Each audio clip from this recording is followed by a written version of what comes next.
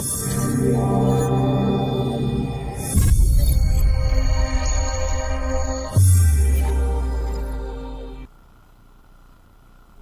Back for segment number 2 here in the World Center of Broadcast Media. It's Lug Nutzz TV with Big Mark and Gordon Lug Nutzz Stewart. Coming up, maybe a special guest in studio later. We're waiting on a call from James Hinchcliffe, your IndyCar winner at Long Beach for the Toyota Grand Prix of Long Beach last week. But we had a little conversation off camera here, and our engineer extraordinaire, Marvin, a wealth of knowledge. Like you said, he is like the Cliff Clavin, for you Cheers fans, of engineers. Brought up a good point when we're talking about the difference between Steve Jobs and Walt Disney. And Marvin, you have some knowledge about that with Pixar, and how does that tie in?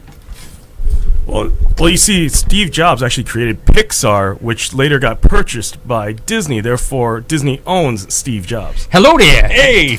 And now, guess what? That settles that. And not to be, undelicate or rude, but right now, they own worm mulch because Steve Jobs is no longer on the planet. So, and you know what? I don't feel bad about saying that either. What a bastard I am. I don't feel bad about that after all the stuff. He was not a nice guy either. I'm telling you right now. A lot of people the people that work for that guy, but it's not the point. The point is Marvin was right. So now Disney and that was a good tie-in there. It was a good purchase. Now let's get to the chase. We told you guys you can contact us here via Facebook or chime in at WCOBM. One viewer, and this is Jennifer from Corona, California.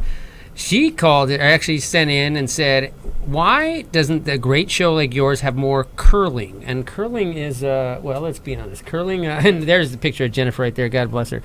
She has got her curling boots on, ready to roll. And looks like Macy's in New York. Hello there. Wow, you're a psychic, okay? So it looks like, the question was, why don't we have more curling on the show? Any curling? Well, here's the answer, Jen, I love you, but curling sucks. Even the Canadians hate curling, except Marvin did have, again, Cliff Clavin here, Marvin did have a comment about the U.S. American men's curling team was created in Minnesota. And why was that, Marvin? Because they wanted what? There's a bunch of guys that were drinking at a bar, checking out which events did not have any members where they can automatically qualify, and that was a team from Minnesota, northern Minnesota. So they can meet girls.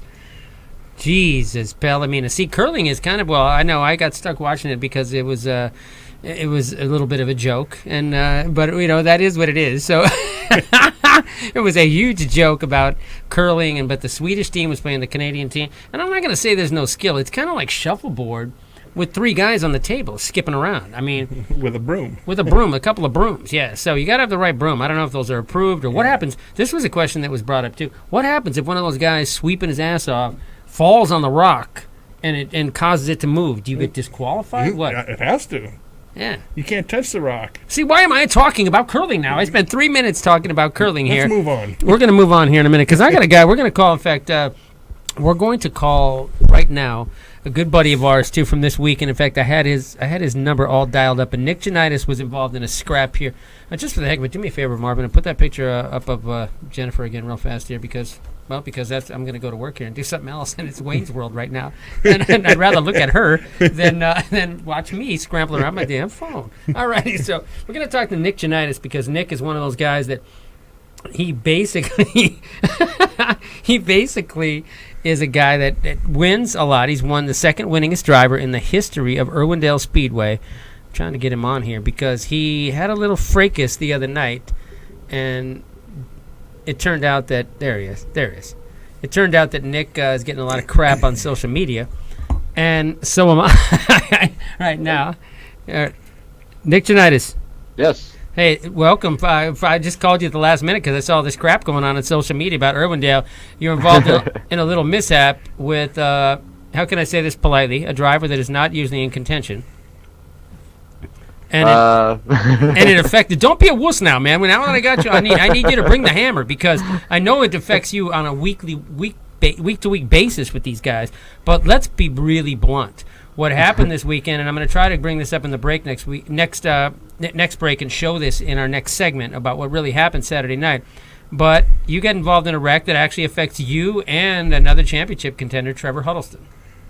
Yeah, 10-4. No doubt. So cut to the chase. What the hell happened? Well, honestly, just Irwindale is known for three-wide racing. We put on some of the best shows out there, and we got three-wide coming off the corner. We had plenty of room, and car to the inside started moving up. I had to give him room, and car to the outside, unfortunately, left about 4 feet on his outside to the wall, and we all just ran out of room. Yeah, this is Big Mark here. He kind of squeezed you out there, though. And it wasn't like he's going to ever be in contention anyway. I mean, so he should have backed off. Yeah, well, I don't know about backing off, but you know, I mean, some of these guys, 30-lap races, you don't have a lot of time to get to the front, especially when they do a 10-car invert.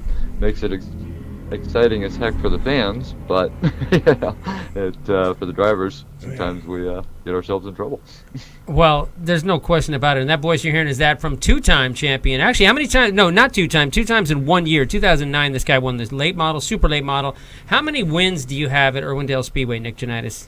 I think we're on 52 now. 52 wins Wow. there. So it's not like you don't know how to get around that track and get around that track fast. One of the things that I wanted to bring you on for today, not just to bag on the 28, but I did want you to, to do that with more gusto, man. Come on, damn it. I got to race against these guys every week. So.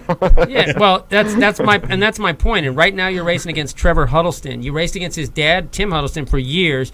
How does it feel to be the old guy out there? Because there's a lot of kids. You not only raced and lost and beat his dad, you had years of battles with that guy, but now you're racing against his son, and his son's pretty damn good, isn't he? His son is very good, and for me it's deja vu because he's got the same 50 car painted exactly the same as his dad had it. So 10 years ago, it's like, man, I can't ever get away from this 50 car. But hey, it's been a lot of fun. We ruffled some feathers last year, and we put on a heck of a show. Though I know the fans loved it. We got a lot of attention for it last year for the door banging and good old short track racing that we had pretty much start to finish of the season. I brought a guy out there. That voice again you're listening to is that of Nick Janitis. In fact, now you drive it. Give me it's a 77 still, correct? Yes. Driving the number 77, King Taco. Give me all the sponsors because I'm really disappointed. You have not yacked about the folks that are paying you. Geez, I gotta go through the list here. But our primary sponsor is King Taco, Stoughton Printing, and Jan's Towing does a lot for us. He actually helps out the racetrack quite a bit. And let's see, Wallace Signs, iBox Springs, Performance, P1 Motorsports, Joe Navis, team owner. Yep. All right. Well, I get it. All right. I'm just trying to help you out there. The list goes on. So but I'm gonna segue. You got to get that list down next time because if you want those people to chime in and throw in some dollars, man, you got to make sure you remember their name once time the party starts. So, but real fast, I brought a guy over to your car last week who's battling Lyme disease. He's battling Lou Gehrig's disease. He's fighting, and he's going to get himself in one of those spec cars. Right on. And get out there and give it a run. Because he's really literally battling. This guy's got heart. He's strong, but he's lost a lot of weight. He's been through hell, and I noticed one of the things you did. I was really happy. You and Trevor both, and I love the way I bring people to the racetrack, and you guys embrace him. And you were really great about spending time with him and his beautiful wife Stacy, and I really appreciate that, Nick. Oh, my pleasure, man. He was a great kid. Seemed like he was doing amazing. I mean, he had a smile on his face even with all he's going through, and I mean, can't even imagine. We look at all the little problems we have, like racing and stuff like that, and compared to what some of these guys fight through, man, I mean, he's a champion far more than any of us are.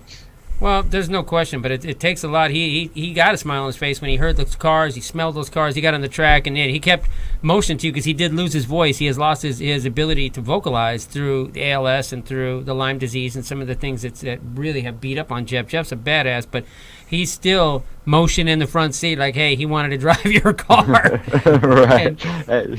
Yeah, like I said, for everything he's been through, he had a great attitude, man. I was happy to see that smile on his face, and anything I can do when he comes out to run that Spec S2 car, just let me know. Well, we're going to get out there in a couple of weeks. We got a lot of good things going on again, and then we got, again, you're the old guy out there, but you got guys like Huddleston. You guys got Ricky Schlick. There's a whole bunch of great young kids out there. And as an old guy, Nick, I just got to tell you, I appreciate it. I always got to cheer for you, man, because now that I am old, damn near as old as you and Big Mark, I'm just giving you a hard time. But I got to get out there and cheer for the old guys, so I appreciate it. Go back out there, and don't take any crap from these guys on social network, because right now I know there's going to be a lot of people giving me crap. I'm stepping up for you. At least you can do a step up and take a couple cuts at it yourself, man. Well, we certainly know you don't have a filter, man, and we appreciate that. That's one of the great things about you, Gordon. Yeah, well, and that's why he has me around now, because oh, I love it. Yeah, I got to have Big Mark around, because right now it seems like I'm dressing like a piñata more and more, and people keep bringing out the stick. So Nick Janitis joining us here via, again, the Lucas Oil JEG Seidner's Collision Center, conveniently with that little crash with the 28, Seidner's Collision Center hotline. Thanks very much for joining us, buddy. We'll see you out there again. Good talking to you, Nick. Take care, buddy. Nick Thank Janitis. you very much. When we get back, as promised, we're going to talk about where you can go to get some alternative cancer treatment. We're going to talk about the NHRA, NASCAR. I promise we're going to get to all that stuff and a whole lot more coming up in the number one motorsports, action sports, and baby elephant defending show in Southern California. It's Lug Nutzz TV.